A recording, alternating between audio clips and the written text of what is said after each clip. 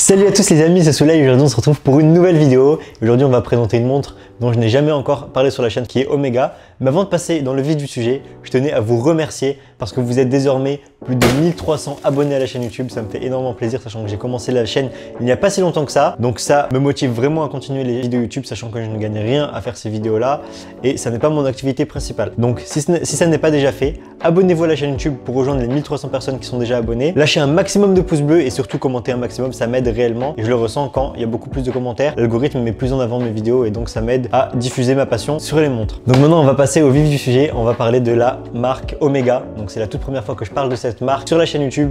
C'est juste parce qu'en fait je n'avais jamais eu de montre Omega entre les mains, j'en ai jamais acheté et donc celle-ci c'est la toute première que je me suis procurée. Je me la suis offerte il y a moins d'un mois. Je suis super content d'avoir eu cette montre là en tant que première montre de la marque Omega parce que c'est la montre la plus dure à se procurer chez Omega et c'est la montre qui est le plus demandée et moi, comme vous le savez maintenant, j'aime bien les choses qui sont dures à avoir, j'aime bien le challenge. Donc on va se retrouver de l'autre côté pour faire le déballage de la montre. On va vraiment montrer tout le coffret parce que c'est un coffret quand même magnifique. On va parler de tous les détails cachés de la montre, de l'histoire de la montre parce que cette montre là elle est vraiment fournie en détail. Il y a énormément de références, énormément de clins d'œil et je vais essayer de vous en expliquer le plus possible, même si bien sûr je vais certainement en oublier, donc corrigez-moi en commentaire. C'est parti, on se retrouve de l'autre côté pour le déballage de la montre. Donc on se retrouve avec une boîte Omega qui est bleue et qui est super grande par rapport aux boîtes de montre Rolex par exemple. Je sais pas si vous pouvez vous en rendre compte à la caméra. C'est parti, on va enlever donc le couvercle de la surboîte. C'est parti, 3, 2, 1, go. Donc voilà, on se retrouve avec une boîte qui est dans la surboîte. Mais comme on peut le voir, la boîte est vraiment particulière parce qu'elle est en tissu. Donc la boîte est vraiment magnifique par rapport aux boîtes de montre classiques. C'est vraiment une boîte unique en son genre. Donc c'est comme une sorte de coffret, une sorte de mallette qu'on peut transporter de la sorte. Sur le dessus, on retrouve un patch donc avec Snoopy qu'on peut descratcher et dont on peut se servir pour le coller sur un sac à dos ou n'importe où. Donc dessus il y a l'inscription Eyes on the Star, Apollo 13, on verra ensuite pourquoi Apollo 13 et Silver Snoopy Award que je vais vous expliquer par la suite. Donc je remets le patch et on va passer au déballage. Donc on a deux lanières ici avec des scratchs qu'on enlève des deux boucles. Donc voilà, on a vraiment une boîte qui est vraiment magnifique. Ah oui, sur le côté de la surboîte, on a un guide d'utilisation qui est énorme en fait, qui explique tous les mécanismes Omega. Il n'y a pas grand chose d'intéressant à l'intérieur, c'est vraiment très généraliste. Donc ça je vais le ranger, on n'en a pas vraiment besoin. Et là on va passer au déballage, donc c'est parti. 3, 2, 1, tada. Donc sur le couvercle, on peut retrouver un dessin de Snoopy avec l'inscription What could you do in 14 seconds? Donc qu'est-ce que vous pourriez faire en 14 secondes? Et l'inscription Omega Speedmaster. Donc pourquoi cette inscription là? C'est tout simplement parce que cette montre là, donc la Omega Silver Snoopy Award, fait référence à la mission Apollo 13 qui a été effectuée par la NASA et qui a été un échec réussi. Pourquoi? Parce qu'en fait il y a eu une explosion, je crois, d'un des éléments du moteur qui a fait que les astronautes qui étaient présents dans la navette n'ont pas pu atteindre la Lune et ont dû faire demi-tour. Et ils ont utilisé leur montre Omega Speedmaster pour chronométrer les 14 secondes de mise à feu dont ils avaient besoin pour pouvoir lancer donc le module vers la Lune afin de faire le demi-tour, avec l'accélération de la Lune, donc par la face cachée de la Lune, pour ensuite revenir sur Terre sain et sauf. Donc c'est vraiment quelque chose qui prouve que Omega fait des montres très précises parce qu'ils ont dû mesurer 14 secondes très précisément. Une seconde de plus ou une seconde de moins aurait mis en péril leur vie. Et pourquoi Snoopy, pourquoi Silver, pourquoi Award? C'est tout simplement parce qu'en 1970, la NASA a récompensé les dirigeants d'Omega par le Silver Snoopy Award. Donc c'est un petit pins en argent qui représente Snoopy. Donc Snoopy c'est la mascotte de la NASA, c'est ceux qui portent chance aux cosmonautes depuis le début. Donc c'est un peu leur mascotte. Donc voilà pour l'histoire. Donc c'est pour ça qu'il y a la phrase What could you do in 14 seconds? Parce que les 14 secondes là sont vraiment très symboliques de la mission Apollo 13. On verra d'ailleurs juste après qu'il y a énormément de références cachées, énormément de clins d'œil à ces 14 secondes là à l'intérieur de la montre. Maintenant on va passer au reste du déballage avant de passer à la montre et à tous ces détails. Donc en dessous de la trappe, nous retrouvons plusieurs éléments. Donc premièrement, on a un petit chiffon pour nettoyer la montre avec le logo Snoopy, donc le petit dessin Snoopy Apollo 13. C'est exactement le même symbole qu'il y a sur le patch qu'on a vu juste avant. Voilà le petit chiffon. On retrouve également un petit seau, donc Omega, avec je pense le numéro de série et tout de la montre. Donc ça c'est juste pour authentifier la montre. On a le petit coussin avec la montre par-dessus qui dispose, donc je vais mettre mon gant pour vous montrer ça. Donc à l'intérieur du coussin on a une loupe qui se cache. Donc voilà la loupe et on peut en fait observer tous les détails de la montre grâce à cette loupe là. Donc c'est écrit Omega Speedmaster, la loupe est bleue de la même couleur que le bracelet en nylon ou que la surface de la boîte. On a également une échelle tachymétrique sur le contour de la loupe pour faire référence au contour en céramique bleue de la montre Speedmaster Silver Snoopy Award. Donc c'est super sympa d'avoir des petits accessoires comme ça dans la boîte d'une montre, ça fait toujours plaisir, surtout quand on est passionné de montre. Donc je vais ranger ça tout de suite. En dessous de la trappe, on retrouve les 3 cartes, donc il y a une petite protection. On retrouve 3 cartes de garantie. Donc la première carte, c'est la carte de garantie avec le numéro de la montre, le numéro de série ainsi que la date d'achat. Donc j'ai acheté en octobre 2023 celle-ci. La deuxième carte, ça je peux vous la montrer. En fait on retrouve tous les pictogrammes qui indiquent toutes les fonctions de la montre. Donc on retrouve un pictogramme qui montre que la montre est automatique, qui a un chronomètre, qu'elle résiste à 5 bars, 5 ans de garantie, plein de choses comme ça, donc céramique, bezel, donc lunettes en céramique, etc. Échelle tachymétrique. Bref, ça explique toutes les fonctionnalités de la montre.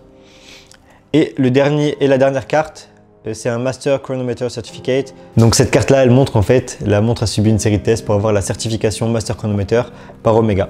Donc il y a également les drapeaux de la Confédération suisse. Donc je vais remettre les cartes de garantie. Et on va voir enfin le dernier élément qui est vraiment sympa avec Omega, c'est qu'on a juste à retirer cette partie-là de la boîte. Donc on peut enlever le chiffon ainsi que le seau. Et en fait ça devient une boîte de transport. Donc c'est vraiment incroyable d'avoir tout ça de caché dans la boîte. Je m'en suis rendu compte après avoir acheté la montre, donc c'était bien d'avoir une petite surprise comme ça. Donc, voilà, une petite boîte de transport qui peut se glisser facilement dans une valise afin de protéger la montre au mieux. Donc maintenant qu'on a vu tous les détails de la boîte, on va passer aux détails de la montre et croyez-moi, il y en a pas mal.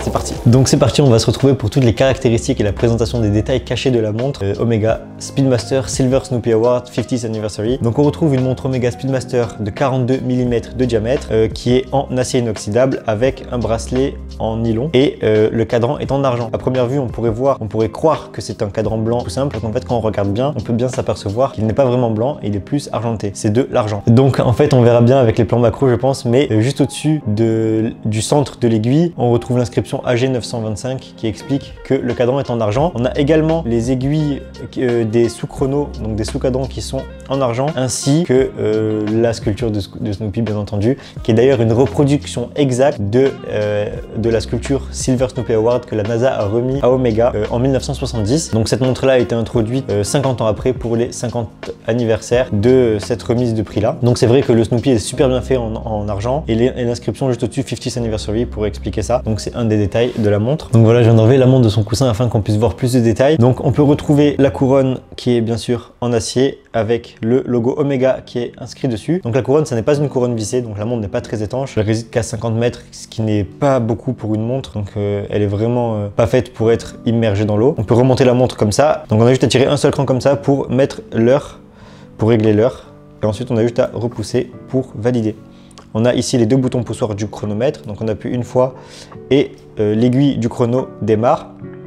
On appuie une deuxième fois pour l'arrêter et on appuie sur le deuxième pour la remise à zéro. On retrouve une lunette tachymétrique en céramique bleue, donc qui match avec le bracelet en nylon bleu. Et on peut retrouver les diverses inscriptions afin de mesurer la vitesse. Donc si vous ne savez pas comment fonctionne une échelle tachymétrique, je vous renvoie vers ma vidéo sur le Cosmograph Daytona Rolex où j'explique tout cela. Donc voilà, donc cette montre là elle fait chronomètre et tachymètre grâce à la fonctionnalité chronographe de la montre. Petit détail intéressant, c'est qu'on retrouve un point au-dessus du 90. On peut voir que sur tous les autres chiffres, les points sont alignés avec le cadran, sauf à 90 où le point est au-dessus du 90. Et ça c'est un petit clin d'œil aux montres Omega Speedmaster Vintage. Donc parce qu'elles avaient le point au-dessus du 90, donc ça c'est un petit clin d'œil que seuls les connaisseurs pourront remarquer. Donc maintenant on va voir là où se trouve le plus de détails de la montre, c'est-à-dire au verso de celle-ci. Donc on retrouve déjà sur le bracelet un petit clin d'œil ici, où on peut voir engravé dans le bracelet en nylon. On peut voir la trajectoire du vaisseau Apollo 13, donc on peut voir la Terre ici, la Lune ici, et donc la trajectoire que la navette a dû emprunter afin de retourner sain et sauf les astronautes sur Terre, l'inscription Omega ici, et maintenant on est à l'arrière de la montre. Donc c'est super intéressant comme on peut le voir, il y a énormément de détails et je vais essayer de tous les énumérer un par un. Donc premier détail qu'on peut apercevoir, c'est cette lune qui est tout simplement magnifique. Donc elle a été peinte avec des dépôts en métaux je crois sur la surface pour donner vraiment un aspect rugueux à cette lune là. Donc elle est super bien faite. On peut voir la Terre ici également qui est en train de tourner. Donc en fait elle fait un tour, exactement un tour toutes les 60 secondes. En fait cette rotation là elle est liée aux secondes du Snoopy. Donc c'est lié dans le mouvement à la même aiguille. On peut retrouver sur la lunette du bac donc de l'arrière. L'inscription ici Silver Snoopy Award, October 5th 1970, donc le 5 octobre 1970, c'est écrit ici. On peut lire ici sur le côté Coaxial Master Chronometer, c'est ce que je vous ai montré tout à l'heure sur la carte de certification de Master Chronometer. Ici, avril 1970. Donc avril 1970, c'est la mission, donc la mission Apollo 13. On retrouve l'inscription dans le ciel étoilé Eyes on the Stars. Donc c'est une citation qui est devenue célèbre après cette mission pour expliquer qu'il faut toujours avoir les yeux dans les étoiles. Donc ça peut être pour les rêves ou pour les objectifs. Maintenant, ce qui est intéressant, c'est que quand on active le chrono, donc là vous voyez bien que le chrono est reset. Quand on l'active, on a un truc très sympa, donc une animation. Voilà, ça commence dès maintenant. On voit la fusée avec Snoopy à l'intérieur qui fait le tour, qui passe sur la Terre et qui va jusqu'à la Lune. Donc ça fait un tour complet. Donc ici il y a une aiguille magique, comme Omega l'appelle, ça s'appelle la Magical Hand, donc l'aiguille magique. Donc voilà, c'est vraiment une animation super belle. D'ailleurs, les petites étoiles qui sont derrière, qui sont incrustées dans le ciel, elles sont toutes en argent, donc elles ont été faites en argent. Donc il y en a des toutes petites qui sont juste de simples points, et d'autres qui sont plus grosses, donc qui ont vraiment la forme d'étoiles. Ça on le verra bien avec les plans macro qui seront insérés à l'écran. Donc voilà pour tous les détails cachés de la montre. Je pense que j'en ai oublié quelques-uns, donc si c'est le cas, laissez-moi un commentaire pour m'expliquer ce que j'ai oublié. Et donc en fait, à première vue, on peut se dire que la montre est super épaisse, mais quand on voit tous les détails qui sont cachés et quand on voit le double mécanisme, en fait, on peut se dire que c'est normal. Et que cette montre, en fait, elle raconte réellement une histoire. Donc, toute l'histoire de la mission Apollo 13, comment les 14 secondes ont sauvé l'équipage de la mission Apollo 13 et comment est-ce que Omega a été récompensé par la NASA avec le Silver Snoopy Award. Donc, c'est vraiment une histoire complète qui est résumée dans une seule montre avec tous ces détails. Donc, je trouve ça super sympa. Maintenant, ce que je vais faire, c'est que je vais passer la montre à mon poignet pour que vous puissiez voir ce que ça donne. Je n'ai pas beaucoup de montres avec un bracelet qui n'est pas donc un bracelet intégré ou un bracelet en métal, mais là c'est un bracelet en nylon. Là le bracelet en fait il est tout neuf, donc il épouse pas encore bien la forme de mon poignet, mais voilà ce que ça donne. Donc malgré ces 42 mm de diamètre, je ne trouve pas que ce soit une montre super grosse et super dérangeante à porter. Je pense que au contraire c'est assez classe. Donc avec une tenue habillée, avec une chemise et une cravate, ça peut être sympa. En tout cas voilà, c'est une montre que les connaisseurs reconnaîtront directement. C'est une montre qui raconte une vraie histoire et c'est une montre qui est tout simplement magnifique. D'ailleurs elle est très dure à avoir chez Omega je pense. Moi j'ai réussi à l'avoir chez un détaillant autorisé Omega, donc un AD. Et en fait c'est une des boutiques dans laquelle j'achète énormément de montres. Donc ils ont réussi à se procurer cette montre là pour moi. Donc voilà, pour parler de finances, cette montre c'est une montre qui coûte en boutique 11 700 € je crois. Aujourd'hui à l'heure où j'enregistre cette vidéo et qui vaut un peu plus sur le marché secondaire. Je crois qu'elle vaut aux alentours de 15-16 000 €. C'est pas un gros retour sur investissement le fait d'investir dans cette montre, mais bon c'est une Omega. J'avais pas d'Omega dans ma collection donc je l'ai acheté et c'est une Omega sur laquelle c'est la seule Omega en fait sur laquelle vous ne perdez pas d'argent quand vous l'achetez et même elle garde bien sa valeur. Donc voilà, je pense que ça agrandit la collection de manière très stylée. D'ailleurs j'ai oublié un petit truc, c'est que dans la boîte il y a un petit tiroir secret avec un livre Snoopy Eyes on the Stars, Omega à l'arrière. En fait, c'est un livre qui explique tout ce que je vous expliquais et même beaucoup plus de choses que ce que je vous expliquais parce que bien sûr, j'ai pas pu rentrer dans tous les détails car je ne les connais pas par cœur, mais ça raconte toute l'histoire de Snoopy. Donc pourquoi Snoopy? Pourquoi est-ce que Snoopy c'est la mascotte? Qu'est-ce que la mission Apollo 13? Comment les astronautes ont pu rentrer sains et saufs sur Terre grâce à leur Omega Speedmaster. Donc voilà, c'est vraiment un petit document sympa, c'est vraiment un bel ajout. Donc là on peut retrouver la trajectoire que la fusée a empruntée, qui est d'ailleurs gravée dans le bracelet en nylon que je vous ai montré tout à l'heure. Donc voilà, il y a vraiment énormément de détails. J'espère que cette vidéo vous aura plu. Encore une fois, abonnez-vous à la chaîne YouTube, abonnez-vous à mon Instagram, mettez un maximum de commentaires, mettez un maximum de pouces bleus. Et on se retrouve très bientôt pour une prochaine vidéo. Ciao!